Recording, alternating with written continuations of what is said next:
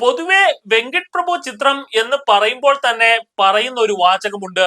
ഒന്നെങ്കിൽ super hit അല്ലെങ്കിൽ super disaster, ഒന്നെങ്കിൽ ഊട്ടി അല്ലെങ്കിൽ ചട്ടി.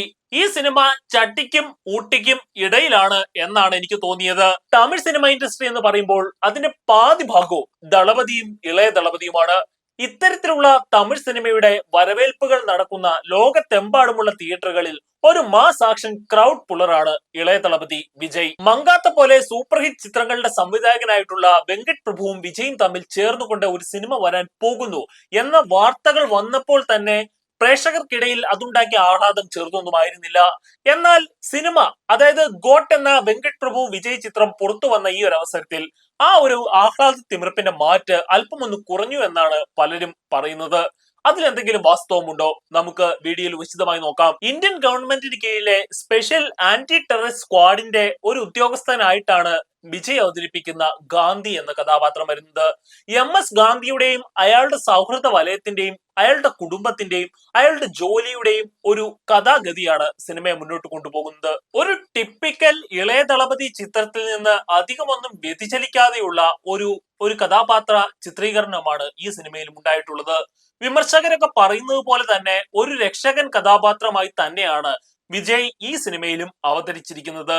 വിജയുടെ സെക്കൻഡ് ലാസ്റ്റ് ചിത്രമായതുകൊണ്ട് തന്നെ കുറെ കൂടി മികച്ച ഒരു തെരഞ്ഞെടുപ്പ് ആകാമായിരുന്നു എന്ന പക്ഷത്തിന് ഇവിടെ ന്യായമായും വിലയുണ്ട്. ഈ ചിത്രത്തിന്റെ കാസ്റ്റിംഗും എടുത്തു കാണേണ്ട ചില കാര്യങ്ങളുണ്ട്. ഒരു വെങ്കട് പ്രഭു ചിത്രത്തിൽ എപ്പോഴും അതിലെ കാസ്റ്റിംഗ് എടുത്തു നിൽക്കാറുണ്ട്. ഈ സിനിമയിലും അത്തരത്തിൽ തന്നെ കാസ്റ്റിംഗ് കൊണ്ട് ചിത്രം മികച്ച ഒരു അഭിപ്രായമാണ് നേടുന്നത് എന്ന് വേണം കണക്കാക്കാൻ. വെങ്കട് പ്രഭുവിന്റെ ഈ കാസ്റ്റിംഗിൽ പറ്റിയൊരു പാളിച്ച എന്താണെന്ന് വെച്ചാൽ, കഥാപാത്രത്തിന് കൊടുക്കേണ്ട പ്രാധാന്യം പലപ്പോഴും കൊടുക്കാൻ സാധിച്ചിട്ടില്ല എന്നുള്ളതാണ്. അല്ലെങ്കിൽ പ്രൊട്ടഗോണിസ്റ്റ് ആയിട്ടുള്ള മെയിൻ ക്യാരക്ടർ ആയിട്ടുള്ള വിജയുടെ ഗാന്ധിക്ക്, അല്ലെങ്കിൽ വിജയുടെ ഡബിൾ റോളിൽ വരുന്ന ക്യാരക്ടറിന് കൊടുക്കുന്ന പ്രാധാന്യത്തിന്റെ പകുതി പോലും കോ ആർട്ടിസ്റ്റുകൾക്ക് കൊടുക്കുവാൻ വെങ്കട് പ്രഭുവിന് സാധിച്ചിട്ടില്ല. അത് ഡയറക്ടർ എന്ന നിലയിൽ വെങ്കട് പ്രഭുവിന് പറ്റിയ ഒരു പാളിച്ചയായിട്ടാണ് എനിക്ക് തോന്നുന്നത്. കാരണം വിജയുടെ സെക്കൻഡ് ലാസ്റ്റ് ചിത്രം എന്നൊരു അമിത പ്രാധാന്യം ഈ ഒരു ചിത്രത്തിന് വന്നപ്പോൾ ആ ക്യാരക്ടറിനെ എത്രമാത്രം പോളിഷ് ചെയ്ത് എടുക്കാം എന്ന് നോക്കുന്ന സ്ഥാനത്ത് മറ്റൊരു രീതിയിലും ചിത്രത്തിന്റെ കഥയെ മെച്ചപ്പെടുത്തുവാനോ അല്ലെങ്കിൽ അതിന്റെ മറ്റ് കഥാപാത്രങ്ങളുടെ നവീകരണത്തിനോ വെങ്കട് പ്രഭു ശ്രദ്ധിച്ചിട്ടില്ല എന്നാണ് ഇതിലൂടെ മനസ്സിലാകുന്നത്. ആന്റി ടെററിസ്റ്റ് സ്ക്വാഡിൽ ഒരു സ്പൈ ഓഫീസറായി ജോലി ചെയ്യുന്ന ഗാന്ധിക്ക് പലപ്പോഴും തന്റെ ജോലിയുടെ ഭാരങ്ങളും അല്ലെങ്കിൽ ജോലി സംബന്ധിച്ച യാത്രകളും അതിന്റെ പ്രഷറുകളും അതിന്റെ രഹസ്യാത്മകതയും ഒക്കെ സ്വന്തം കുടുംബത്തിൽ നിന്ന് ഒളിച്ചു വെച്ചുകൊണ്ട് മാത്രമേ മുന്നോട്ട് പോകാൻ സാധിക്കുന്നുള്ളൂ എന്നൊരു കാര്യത്തെ ബേസ് ചെയ്തുകൊണ്ടാണ് ഈ ഒരു കഥാഗതിയുടെ, ഈ ഒരു കഥാപാത്ര നിർമ്മിതിയുടെ ഒക്കെ സാധ്യത നിലനിൽക്കുന്നത്. അങ്ങനെയാണ് എങ്കിൽ തന്നെയും ഒരവസരത്തിൽ ഗാന്ധിക്ക് സ്വന്തം ഭാര്യയോട് പറയേണ്ടി വരുന്നു താൻ ഇത്തരത്തിലുള്ള ഒരു ജോലിയാണ് ചെയ്യുന്നത് എന്ന്. അങ്ങനെ പറയേണ്ടി വന്നതിന് ശേഷം അവർക്കിടയിൽ ഒരു അകൽച്ച ഉണ്ടാകുന്നത് സിനിമയുടെ നാടകീയതയെ കുറെ കൂടി വർദ്ധിപ്പിച്ചിരിക്കുന്നു. സിനിമയിൽ വിജയുടെ ഭാര്യയായിട്ട് എത്തുന്നത് സ്നേഹയാണ്. സ്നേഹയുടെ ആ ഗ്രേസ്ഫുൾ ആക്ടിങ്ങിന് കുറെ കൂടി പ്രാധാന്യം നൽകുവാൻ തിരക്കഥാകൃത്തിനോ സംവിധായകനോ ശ്രമിക്കാമായിരുന്നു. പക്ഷേ അത്തരത്തിലുള്ള ഒരു ശ്രമവും അവരുടെ ഭാഗത്തു നിന്ന് ഉണ്ടായിട്ടില്ല എന്നൊരു പക്ഷമാണ് എനിക്കുള്ളത്. സ്നേഹയുടെ ക്യാരക്ടർ കുറെ കൂടി പ്രാധാന്യം അർഹിക്കുന്നുണ്ടായിരുന്നു മറ്റു പല ക്യാരക്ടറുകളുടെയും ഒപ്പം. പക്ഷേ ഇതിലെല്ലായിടത്തും സ്നേഹയ്ക്ക് ഒപ്പം തന്നെ മറ്റു പല ക്യാരക്ടറുകളും ഒരു സൈഡിലേക്ക് ഒതുക്കി വെക്കുന്ന ഒരു പ്രതീതിയാണ് സിനിമ കണ്ടപ്പോൾ ഉണ്ടായത്. കാസ്റ്റിംഗിലെ മറ്റൊരു പ്രധാനപ്പെട്ട സവിശേഷത എനിക്ക് തോന്നിയത് പ്രശാന്ത് എന്ന നടന്റെ നാളുകൾക്ക് ശേഷമുള്ള വെള്ളിത്തിരയിലെ പ്രത്യക്ഷപ്പെടലാണ്. പഴയ കാലത്ത് പ്രശാന്തിന് ഉണ്ടായിരുന്ന ഒരു ഫാൻ ബേസ് ഒക്കെ മനസ്സിലാകുന്നവർക്ക് ഇത് മനസ്സിലാകും. എത്തരത്തിലായിരുന്നു പ്രശാന്തിനെ പണ്ട് കാലത്ത് നമ്മൾ കണ്ടിരുന്നു എന്നത്. പണ്ടത്തെ ഒരു റൊമാൻറ്റിക് ഹീറോ ലുക്കിൽ നിന്ന് മാറ്റി പ്രശാന്തിനെ ഇത്തരത്തിൽ വീണ്ടും വെള്ളിത്തിരയിൽ കാണുന്നതിന്റെ സന്തോഷം ഉള്ളപ്പോൾ തന്നെ സ്നേഹയ്ക്ക് സംഭവിച്ച ആ ഒരു ദുർവിധി തന്നെയാണ് പ്രശാന്തിനും ഈ സിനിമയിൽ സംഭവിച്ചിട്ടുള്ളത്. വേണ്ട പ്രാധാന്യം പ്രശാന്തിനും ഈ സിനിമയിൽ നൽകിയിട്ടില്ല. അല്ലെങ്കിൽ കഥാപാത്രത്തിന് അത്രമാത്രം പോളിഷ് ചെയ്യുവാനുള്ള സാധ്യതകൾ ഉണ്ടായിരിക്കുമ്പോഴും അങ്ങനെ ഒരു കാര്യത്തിലേക്ക് ശ്രമിക്കുവാൻ പോലും സംവിധായകൻ മുതിർന്നിട്ടില്ല എന്നതാണ് അങ്ങേയറ്റം വേദനാജനകമായിട്ടുള്ള കാര്യം. ഈ ഒരു കാര്യത്തെ കുറിച്ച് നോക്കുമ്പോൾ അല്പമെങ്കിലും ആശ്വാസമുള്ള കാര്യം എന്നത് പ്രഭുദേവയുടെ ക്യാരക്ടറിന് സംവിധായകൻ കൊടുത്ത സ്പേസ് ആണ്. അത് ഒരു പരിധിവരെ വില്ലനിസത്തിലേക്കും അല്ലെങ്കിൽ ഒരു വഞ്ചകനിസത്തിലേക്കും ഒക്കെ കൊണ്ടുപോകുന്നുണ്ട് എങ്കിൽ തന്നെയും ക്യാരക്ടർ ഒട്ടും തന്നെ മുഴച്ചു നിൽക്കാതെ വേണ്ടത് വേണ്ട പോലെ എന്ന നിലയിൽ പ്രഭുദേവ അവതരിപ്പിച്ചിട്ടുണ്ട്. സിനിമയിൽ അല്പം വന്ന എനിക്ക് കോമഡി ആയിട്ട് തോന്നിയത് അജ്മൽ എന്ന കഥാപാത്രത്തിന്റെ ഒരു സൃഷ്ടിയാണ്. ആ അജ്മൽ എന്ന കഥാപാത്രം കഥാപാത്രത്തെ ഒരു കാര്യവുമില്ലാതെ കഴുത്ത് ഞെരിച്ച് കൊന്നു കളയുന്നത് അങ്ങേയറ്റം ക്രൂരതയാണ് എന്ന് എനിക്ക് പറയാനുണ്ട്. അത് അജ്മലിനോട് മാത്രം ചെയ്തതല്ല, പ്രേക്ഷകരോട് ഒന്നാകെ, കണ്ടിരിക്കുന്ന പ്രേക്ഷകരോട് ഒന്നാകെ ചെയ്ത ക്രൂരതയാണ്. കാരണം കുറെ കൂടി മാന്യമായിട്ടുള്ള ഒരു മരണം അജ്മൽ അർഹിക്കുന്നുണ്ടായിരുന്നു. അങ്ങനെ ഒരു മരണം കൊടുക്കാതെ സംവിധായകൻ അജ്മലിനെ കഴുത്തൊടിച്ച് കൊന്നു കളഞ്ഞിരിക്കുന്നു. ക്യാരക്ടറുകൾക്ക് കൊടുക്കുന്ന പ്രാധാന്യം കുറച്ച് കുറഞ്ഞും കൂടിയും പോയിട്ടുണ്ട് എന്നതൊഴിച്ചാൽ ഈ ഒരു സിനിമയുടെ പ്ലോട്ടിനെ കൈകാര്യം ചെയ്യുന്ന കാര്യത്തിൽ വെങ്കട്ട് പ്രഭു എന്ന സംവിധായകൻ എത്രമാത്രം കൈയടക്കമുള്ള ഒരാളാണ് എന്ന് മനസ്സിലാകും വിധത്തിലായിരുന്നു സിനിമയുടെ നിർമ്മിതി എന്നാണ് എനിക്ക് പറയാനുള്ളത്. കാരണം പലയിടത്തും പല ഭാഗത്തും പാളിപ്പോകാവുന്ന പല സന്ദർഭങ്ങളും ഉണ്ടായിരുന്നു. എന്നാൽ അതിനെയെല്ലാം കുറെ കൂടി മികവോടുകൂടി അവതരിപ്പിക്കുവാൻ വെങ്കട്ട് പ്രഭുവിന് സാധിച്ചിട്ടുണ്ട്. വിജയ് അണ്ണന്റെ കത്തി പ്രകടനങ്ങൾക്ക് ഈ സിനിമയിലും കുറവൊന്നും വന്നിട്ടില്ല. അത് ഹെലികോപ്റ്ററിലേക്ക് കത്തുന്ന ട്രെയിനിൽ നിന്ന് ചാടിക്കയറുന്നതായാലും ഒറ്റ കൈയിൽ മെഷീൻ ഗൺ വെച്ച് ഉന്നം തെറ്റാതെ പ്രതിയോഗിയെ വെടിവെച്ചിടുന്ന കാര്യത്തിലായാലും എല്ലാ തരത്തിലും സ്വന്തം ഫാൻസിനെ തൃപ്തിപ്പെടുത്തുവാൻ എന്ന ന്യായീകരണത്തോടു കൂടി അവതരിപ്പിച്ചു വെക്കുന്ന കത്തികൾക്ക് ഒട്ടും തന്നെ കുറവ് വന്നിട്ടില്ല.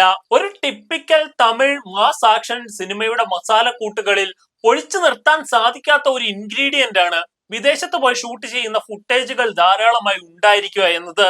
ഈ സിനിമയിലും അത്തരത്തിലുള്ള ചില ഫുട്ടേജുകൾ ഉണ്ട്. അത് സോങ് ഷൂട്ട് ആയാലും അല്ലെങ്കിൽ ഒരു ഫൈറ്റ് ഷൂട്ട് ആയാലും അങ്ങനെ പോയി ഒരു സായിപ്പിനെ ഇടിച്ചിടുക, സായിപ്പിനെ കിട്ടിയില്ലെങ്കിൽ രണ്ട് ചൈനക്കാരെ ഇടിച്ചിടുക, ചൈനക്കാരെയും കിട്ടിയില്ലെങ്കിൽ കുറച്ച് മംഗളോയിഡ് ഫേസ് ഉള്ള ആളുകളെ ഇടിച്ചിടുക എന്നൊരു പൊതുധാരണ ഇപ്പോൾ പൊതുവെ കോളിവുഡിലാകെ പരക്കുന്നുണ്ട്. എന്നാൽ അത്തരത്തിലുള്ള സീനുകൾ ഷൂട്ട് ചെയ്ത് അനാവശ്യമായിട്ട് ഈ സിനിമയിൽ ഇൻജക്ട് ചെയ്ത് കയറ്റിയിട്ടുണ്ട് എന്നാണ് എനിക്ക് തോന്നിയത്. അതില്ലാതെയും ഈ സിനിമയ്ക്ക് നിൽക്കുവാൻ സാധിക്കുമായിരുന്നു. എന്നാൽ ഒരു ബഡ്ജറ്റിനെ, ഒരു സിനിമയുടെ ബഡ്ജറ്റിനെ പെരുപ്പിച്ച് കാട്ടുവാൻ അല്ലെങ്കിൽ അതിനെ കുറെ കൂടി വർണ്ണാഭമാക്കുവാൻ വേണ്ടി കോളിവുഡ് നടത്തുന്ന ശ്രമങ്ങൾക്ക് ഒരു അറുതി വരുന്നില്ല എന്നതാണ് വാസ്തവം. ഏതൊക്കെ തരത്തിൽ കീറി മുറിച്ച് പരിശോധിച്ചാലും ഏതൊക്കെ തരത്തിൽ വിമർശനങ്ങൾക്ക് വിധേയമാക്കിയാലും സിനിമ ഒരു പരിധി വരെ എൻഗേജിങ് ആണ് എന്നുള്ളതാണ് എനിക്ക് പറയാനുള്ളത്. പൊതുവെ ഈ സിനിമയെ കുറിച്ചുള്ള ഒരു നാടൻ അഭിപ്രായം എന്താണെന്ന് വെച്ചാൽ കണ്ടിരിക്കാം എന്നതാണ്. ഈ ഒരു സിനിമ നിങ്ങളുടെ സമയം പോക്കുവാൻ, പ്രത്യേകിച്ചും ഈ ഒരു ഓണക്കാലത്തൊക്കെ സിനിമ കുറയുന്ന ഈ ഒരു സമയത്ത് കണ്ടിരിക്കാൻ പാകത്തിനുള്ള ഒരു നല്ല സിനിമയാണ് എന്ന രീതിയിൽ പറയാൻ സാധിക്കും. പല നിലകളുള്ള കെട്ടിടത്തിന് മുകളിൽ നിന്ന് മറ്റൊരു കെട്ടിടത്തിലേക്ക് ബൈക്ക് ജമ്പ് ചെയ്യിച്ചുകൊണ്ട് പോകുന്ന നായകൻ തുടങ്ങിയ രീതിയിലുള്ള ആക്ഷൻ സീക്വൻസുകൾ ഈ സിനിമയിലും കാണുവാൻ സാധിക്കുന്നതാണ്. എന്നാൽ തന്നെയും താരതമ്യേന ഒരു മലയാള സിനിമയോ ഒരു തമിഴ് സിനിമയോ അല്ലെങ്കിൽ ഒരു തെലുങ്ക് സിനിമയോ ഒക്കെ വെച്ച് നോക്കുമ്പോൾ നല്ല രീതിയിൽ ഫൈറ്റ് സീക്വൻസുകൾ കൊറിയോഗ്രാഫി ചെയ്തു വെച്ചിട്ടുണ്ട് എന്നാണ് മനസ്സിലാക്കാൻ സാധിക്കുന്നത്. കുറെ കൂടി ബെറ്റർ ആയിട്ട് ഫൈറ്റ് ചെയ്യുന്ന ഒരു വിജയം നമുക്ക് ഇതിൽ കാണാൻ സാധിക്കുന്നു. അതോടൊപ്പം തന്നെ ഡാൻസിന്റെ കാര്യത്തിലായാലും വിജയ് എപ്പോഴും വിജയ് താണ്ട എന്ന് പറയാൻ തോന്നുന്ന തരത്തിലുള്ള ഡാൻസ് സ്റ്റെപ്പുകളാണ് സിനിമയിൽ കാണാൻ സാധിക്കുന്നത്. വിജയുടെ ഈ ഒരു ഡാൻസിനോടുള്ള ഈ ഒരു താല്പര്യത്തെ അയാളുടെ ഈ ഒരു പ്രായത്തിലും നിറവേറ്റുവാൻ സാധിക്കുന്നുണ്ട് എന്നത് തീർച്ചയായും നല്ലൊരു പോയിന്റ് ആയിട്ട് എനിക്ക് തോന്നുന്നു. അതോടൊപ്പം തന്നെ തൃഷയുടെ ഐറ്റം ഡാൻസും സിനിമയിൽ കാണാൻ സാധിക്കും. ഡാൻസ് സ്റ്റെപ്പുകൾ എത്രമാത്രം ഗംഭീരമായാലും ആ ഡാൻസ് സ്റ്റെപ്പുകളുടെ എല്ലാം ബാക്ക്ഗ്രൗണ്ട് മ്യൂസിക് ബോറായാൽ, അങ്ങേയറ്റം ബോറായാൽ ആ ഒരു ഡാൻസ് എത്രമാത്രം അരോചകമാകും എന്ന കാര്യം പറയാതെ നിർവാഹമില്ല. അത്തരത്തിലുള്ള ഒരു അനുഭവമായിരുന്നു ഈ സിനിമയുടെ പാട്ട് സീനുകൾ വരുമ്പോഴെല്ലാം നേരിട്ടുകൊണ്ടിരുന്നത്. യുവൻ ശങ്കർ രാജ എന്ന മ്യൂസീഷ്യന്റെ ഹിസ്റ്ററി നോക്കുമ്പോൾ തന്നെ, അയാളുടെ കരിയർ ഹിസ്റ്ററി നോക്കുമ്പോൾ തന്നെ ആ ഒരു കരിയർ ഹിസ്റ്ററിയിലെ ഏറ്റവും മോശപ്പെട്ട പാട്ടുകൾ ഒരു പക്ഷേ ഗോട്ടിലെ ഈ പാട്ടുകളായിരിക്കുമെന്ന് നിശേഷം സംശയമില്ലാതെ പറയാൻ സാധിക്കും. തമിഴ് സിനിമ പൊതുവെ മേക്കപ്പിന്റെ കാര്യത്തിൽ അല്ലെങ്കിൽ ഒരു ക്യാരക്ടറിനെ ബിൽഡ് ചെയ്തെടുക്കുന്നതിന്റെ കാര്യത്തിലൊക്കെ അതീവ ശ്രദ്ധ പുലർത്തുന്ന ഒരു ഫിലിം ഇൻഡസ്ട്രിയാണ്. എന്നാൽ ഗോട്ട് എന്ന ഈ ചിത്രത്തിലേക്ക് വന്നപ്പോൾ ഒട്ടും തന്നെ സൂക്ഷ്മതയില്ലാത്ത മേക്കപ്പും അങ്ങേയറ്റം അലങ്കോലമായിട്ടുള്ള മേക്കപ്പ് രീതികളുമാണ് നമുക്ക് കാണാൻ സാധിക്കുന്നത്. പൊള്ളലേറ്റ് കിടക്കുന്ന ആൾക്ക് ശരീരത്തിൽ ഉണ്ടാക്കി വെച്ചിരിക്കുന്ന ആ ഒരു അക്രമം അത്രയ്ക്കും അസഹനീയമാണ്. ചുമ്മാ പെയിന്റ് വാരി കോരി ഒഴിച്ചിരിക്കുന്നത് പോലെയാണ് സിനിമയിലെ മേക്കപ്പ്. ഈ ചിത്രത്തിന്റെ സിനിമോട്ടോഗ്രാഫി നിർവഹിച്ചിരിക്കുന്നത് സിദ്ധാർത്ഥ് നുനിയാണ്. സിദ്ധാർത്ഥ് നുനിയുടെ ഓരോ ഷോട്ടുകളും ഒന്നിനൊന്ന് മെച്ചപ്പെട്ടത് തന്നെയാണ് എന്ന് പറയാൻ നിർവാഹമില്ല. അപ്പൊ അതോടൊപ്പം തന്നെ ആക്ഷൻ സീക്വൻസുകൾ, ഒരു വിജയ് പടം എന്ന് പറയുമ്പോൾ അതിൽ മെയിൻ ആയിട്ട് നോക്കുന്നത് ആക്ഷൻ സീക്വൻസുകൾ എങ്ങനെയാണ് അല്ലെങ്കിൽ അതിന്റെ സോങ്സ് എങ്ങനെയാണ് എന്നൊക്കെ ആയിരിക്കും. ഈ സിനിമയിൽ സോങ്സിന്റെ കാര്യം ഞാൻ നേരത്തെ പറഞ്ഞല്ലോ, അത് അത്രമാത്രം അൺസഹിക്കുള്ളതാണ് ഇതിലെ സോങ്സ് എല്ലാം. പക്ഷേ ഇതിൽ ആക്ഷൻ രംഗങ്ങളെല്ലാം കുറെ കൂടി ത്രസിപ്പിക്കുന്ന രീതിയിലുള്ളതാണ് എന്നാണ് എനിക്ക് തോന്നിയത്. പൊതുവെ വെങ്കട്ട് പ്രഭു ചിത്രം എന്ന് പറയുമ്പോൾ തന്നെ പറയുന്ന ഒരു വാചകമുണ്ട്, ഒന്നെങ്കിൽ സൂപ്പർ ഹിറ്റ് അല്ലെങ്കിൽ സൂപ്പർ ഡിസാസ്റ്റർ. ഒന്നെങ്കിൽ ഊട്ടി അല്ലെങ്കിൽ ചട്ടി. ഈ സിനിമ ചട്ടിക്കും ഊട്ടിക്കും ഇടയിലാണ് എന്നാണ് എനിക്ക് തോന്നിയത്. കണ്ടിരിക്കാവുന്ന ഒരു ചിത്രമാണ്. കാണുക. നിങ്ങളുടെ അഭിപ്രായങ്ങൾ കമന്റുകളായി താഴെ രേഖപ്പെടുത്തുക.